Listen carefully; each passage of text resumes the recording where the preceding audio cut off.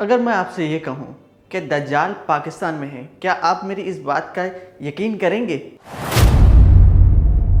جی ہاں، حضور پاک صلی اللہ علیہ وآلہ وسلم کی ایک حدیث کے مطابق دجال پاکستان میں ہے۔ ایک دن ایک عیسائی حضور پاک صلی اللہ علیہ وآلہ وسلم کی بارگاہ میں پیش ہوا اور اسلام قبول کر کے کہتا ہے کہ میرے ساتھ ایک واقعہ ہوا کہ میں ایک سفر کر رہا تھا، سمندری سفر، تو میں راستہ بھٹک گیا، ہماری کشتی سمندر کے اندر کھو گئی اور وہ ایک کسی دور آئلینڈ پہ جا کے ہمیں دکھا تو ہم اس پہ جا کے اتر گئے، تو ہمیں ایک عجیب و غریب مخلوق دکھی جس کے پورے بدن پہ بال تھے اور بہت ہونک تھا۔ تو اس نے مجھے اپنا نام جساسہ بتایا اور اس نے کہا آؤ میں تمہیں اپنے آقا سے ملواتا ہوں۔ تو ہم اس جگہ پہ جب پہنچے تو ہم نے ایک شخص کو زنجیر میں جکڑے دیکھا، تو ہم نے پوچھا کہ تم کون ہو؟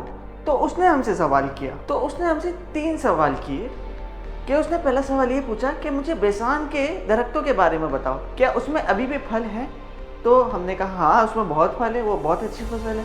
تو اس نے کہا کہ بہت جلد وہ بنجر بن جائے گا۔ پھر اس نے ہم سے پوچھا کہ مجھے لیک آف تبریہ کے بارے میں بتاؤ، تو ہم نے کہا ہاں اس میں بہت پانی ہے۔ تو اس نے کہا جلد وہ بہت خشک ہو جائے گی۔ تو اس نے مجھے کہا مجھے اس امی پیغمبر کے بارے میں بتاؤ، تو میں نے کہا ہاں وہ پیغمبر مکہ سے نکل کے مدینے آ گئے ہیں اور انہوں نے اپنا بہت بڑا اچھا اسلام پھیلا لیا ہے۔ تو اس نے کہا کیا واقعی وہ پیغمبر مکہ سے نکل کر مدینہ یعنی یثرب آ چکا ہے؟ تو میں نے کہا جی ہاں۔ تو اس نے بتایا چلو میں بتاتا ہوں کہ میں کون ہوں، میرا نام دجال ہے اور بہت جلد میں ان زنجیروں سے آزاد ہو جاؤں گا اور میں ہر جگہ جاؤں گا سوائے یثرب مدینہ کی۔ تو حضور پاک نے تمام لوگوں کو متوجہ کرتے ہوئے کہا کہ لوگوں سنو، یہ ہے مدینہ یعنی یثرب۔ تمیم داری جو مجھے کہہ رہا ہے مجھے اس میں سچائی دکھتی ہے۔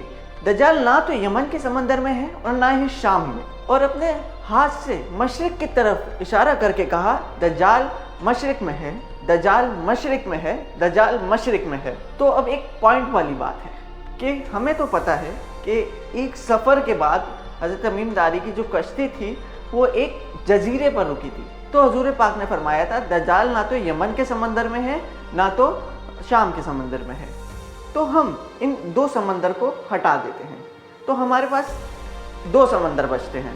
حضور پاک نے جب مدینہ سے مشرق کی طرف اشارہ کیا تو ہم اگر مدینہ سے سیدھی لائن کھینچے تو سب سے پہلا جو جزیرہ آتا ہے وہ ہے استولا آئلینڈ، اور ہاں اس آئلینڈ پہ ایک مندر بھی ہے جو کہ ہے کالی ماتا کا۔ کالی ماتا آپ کو کیا یاد ہے؟ جساسہ، اور یہ کوئی ایسا ویسا مندر نہیں، 2000 سال پرانا مندر۔